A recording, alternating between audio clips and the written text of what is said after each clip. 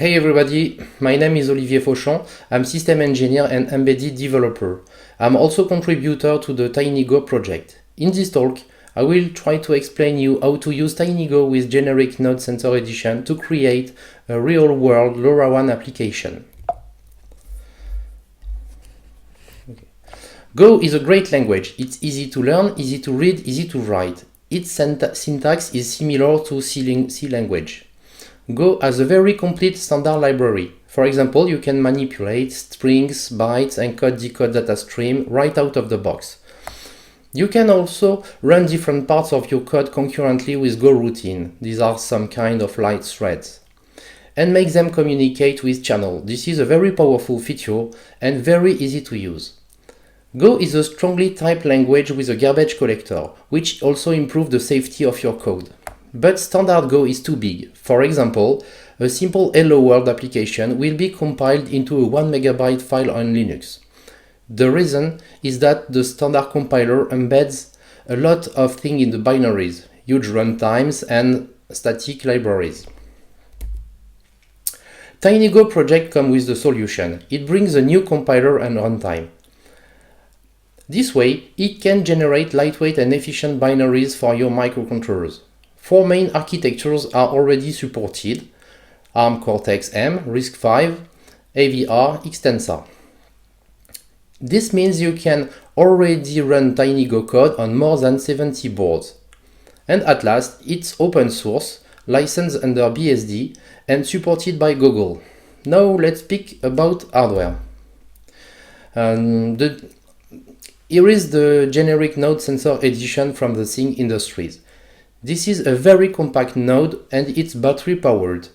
It features a STM32WL55 system on chip with a LoRa module integrated on the same die. It has a lot of onboard peripherals like secure elements, EEPROM, RGB LED, buzzer, temperature and humidity sensor, accelerometer. If that's not enough, you can also use the extra pin headers on the board or the quick connectors with the I2C bus to extend its capabilities. All references design files are available on GNSE's GitHub repository.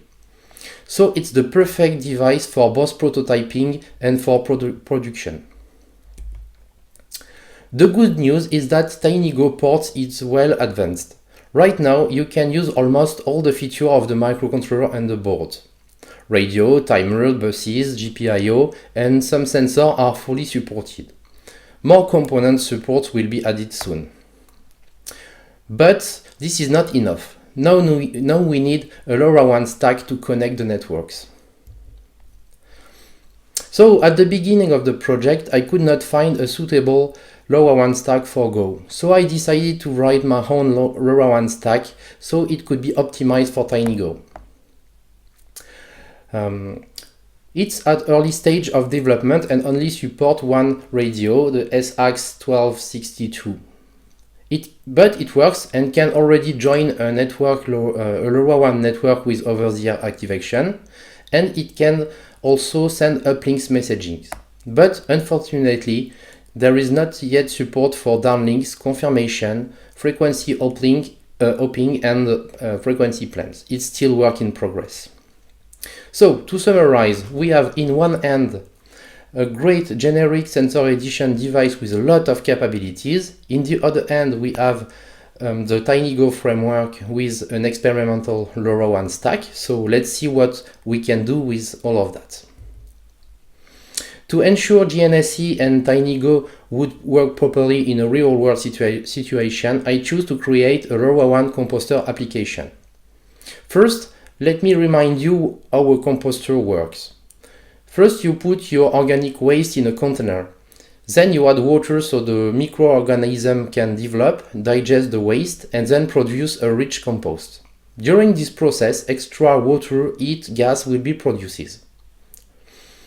So, if you want to optimize your composter, you can start monitoring external and internal temperatures and humidity. So, the goal of this project is to use a generic sensor edition with TinyGo code, of course. This is to measure outside and compost temperature and humidity, send all these measurements to Lorawan network, and make integration so we can have visualization and dashboards. Okay, here is the prototype of the Lorawan composter. On the left, you can see the generic node sensor with its sensors, and on the right you can see the generic node sensor edition nodes when it's installed in a waterproof enclosure.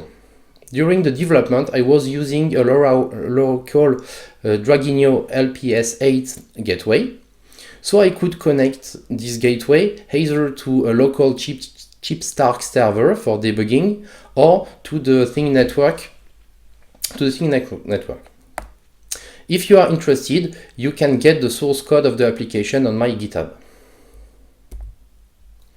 But the second part of the project was to make a clean integration and dashboard from the composter measurements. So I set up a Thing network integration with myDevices Key-in service, and I could make my first dashboard to visualize the measurements. Alright, but to ensure the interoperability of the solution, I decided to make a second integration with Orange LiveObjects Network. With this second test, I could confirm the LoRaWAN stack was working well on the Orange network too. It also demonstrated that the generic node sensor edition node had a very good radio performance even when it's used indoor and with remote LoRaWAN gateway, maybe located hundreds of meters away from the node. In a conclusion, I would say that this project was a real success. Generic GNSE generic sensor edition was a very good device for designing a LoRaWAN node, and TinyGo code was quite stable and very easy to use to make an application with it.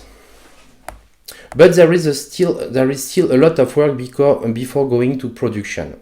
My next steps are improving the LoRaWAN stack to get a full Class A implementation, support more radio, for example SX1270, and of course improve low power mode so we can save batteries. Thank you very much. I hope you enjoyed this talk and you will want to give a try to TinyGo and GNSE. Until that, you can reach me on Twitter, LinkedIn, email. Feel free to contact me and ask me any information about this project. Thank you. Bye bye.